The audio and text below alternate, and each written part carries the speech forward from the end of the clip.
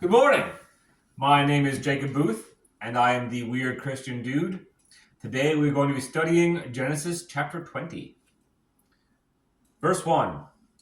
And Abraham journeyed from thence toward the south country, and dwelt between Kadesh and Shur, and sojourned in Gerar.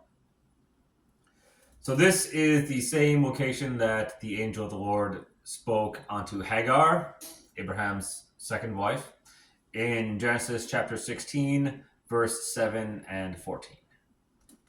So basically, they're just going home or going back to where they had stayed for over 10 years. Verse 2. And Abraham said of Sarah, his wife, she is my sister.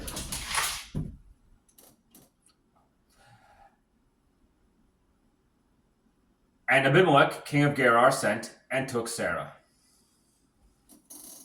So Abraham is repeating the same mistake that he did in Genesis chapter 12 by denying that Sarah is his wife and instead calling her his sister.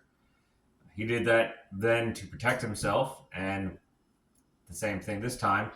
So the king decided, well, since she's available, he was going to marry her.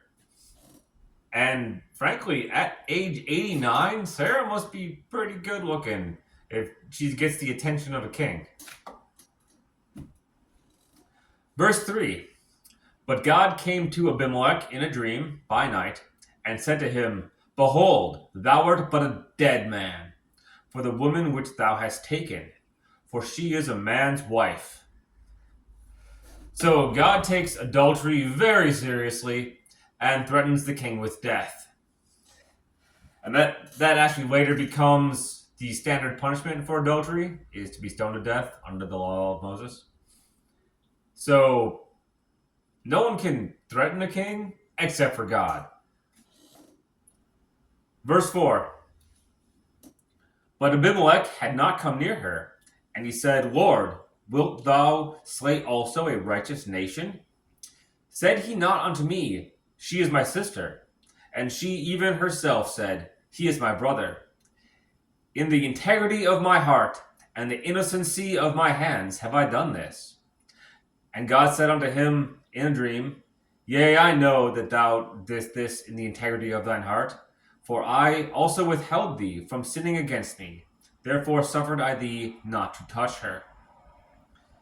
So the integrity of heart and innocency of hands is the only defense against God's judgment, is to be actually, truly innocent. And this is both in motivation and in actions. And Abimelech expressed this, and God speaks to him in a dream and says that he already knows, which is why he wouldn't let King Abimelech sin against him. So the sin of adultery is obviously hurts the husband, but God makes a point to state that it is also a sin against him. So it's a sin against God.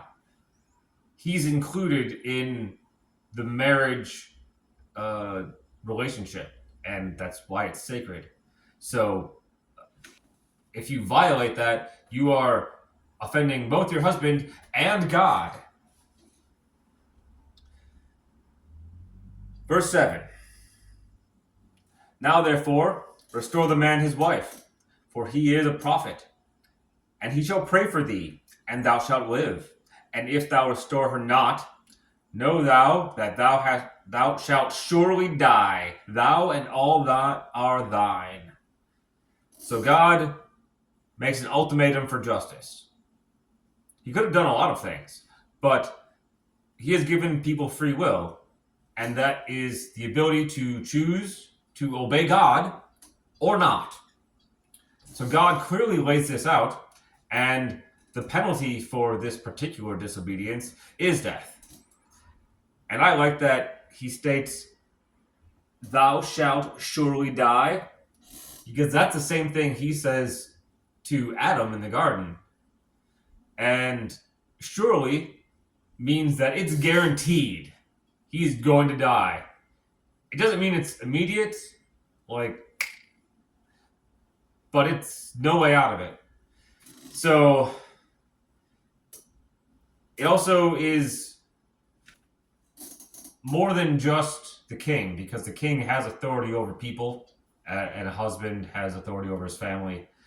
And the repercussions are for more than just the king, it's also the family and the people he has authority over.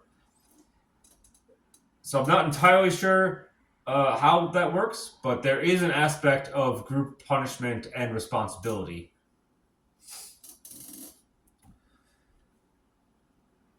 Verse 8. Therefore Abimelech rose early in the morning and called all his servants and told all these things in their ears. And the men were sore afraid. Then Abimelech called Abraham and said unto him, What hast thou done unto us?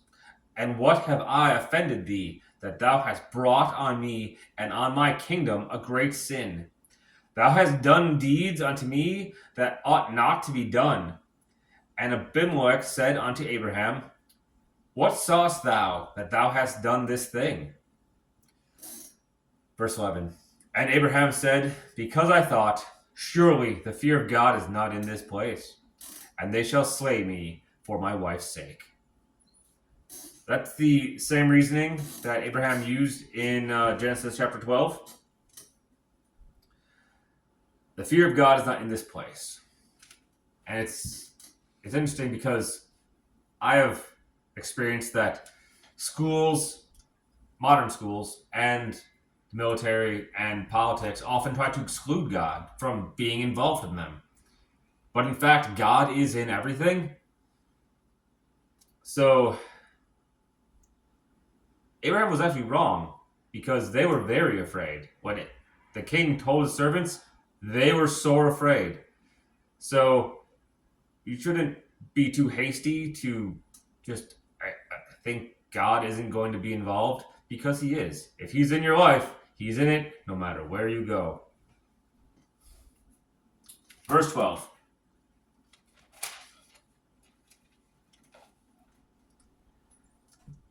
And yet indeed she is my sister. She is the daughter of my father, and not the daughter of my mother. And she became my wife. And it came to pass, when God caused me to wander from my father's house, I said unto her, This is thy kindness which thou shalt show unto me. At every place whither we shall come, say of me, He is my brother. So, at this point, there are no moral objections to marrying a half sister. And that's frequently used as an accusation against Christians or Jews, because Abraham married his half sister. However, that isn't actually a restriction until Deuteronomy chapter 27, verse 22.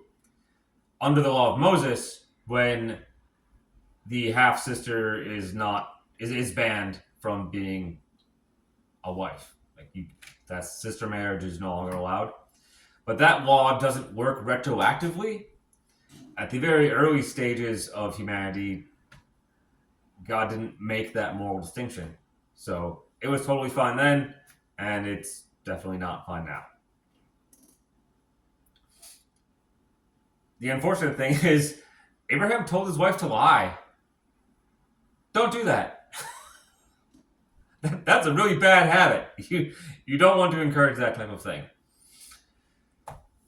Verse 14. And Abimelech took sheep and oxen and men servants and women servants, and gave them unto Abraham, and restored to him Sarah his wife. And Abimelech said, Behold, my land is before thee. Dwell where it pleaseth thee. So, in verse 7, God commanded the king to give Sarah back to Abraham. And King Abimelech goes above and beyond that and gives a bunch of other stuff, money and servants, and a free pass to go anywhere he wants. And that's probably some out of fear and appeasement, because he wants to be on the right side of God. And he knows that he was in the wrong, so he goes a little overboard. But that's okay. That's his choice. Verse 16. And unto Sarah he said, Behold, I have given thy brother 1,000 pieces of silver. Behold, he is a covering for the eyes unto all that are with thee, and with all other. Thus she was reproved. So it is definitely partly Sarah's fault. She lied about being married. Don't do that for any reason. And apparently, the lying to not be murdered is not an acceptable reason in God's eyes. You can't lie about that. So the consequences of that lie are very costly, and that's what's impressed upon us here when King Abimelech reproves Sarah of, look what this cost. Your lie caused all types of trouble. Sarah, don't lie. Verse 17. So Abimelech prayed unto God, or Abraham. So Abraham prayed unto God and healed Abimelech and his wife and his maidservants, and they bare children. So just as God had said in verse 7, Abraham prayed to God after his wife was restored to him. Verse 18. For the Lord had fast closed up all the wounds of the house of Abimelech because of Sarah, Abraham's wife. So there was mass infertility as an immediate repercussion of King Abimelech's actions. And it was like widespread on all of his servants. So again, your actions don't only affect you.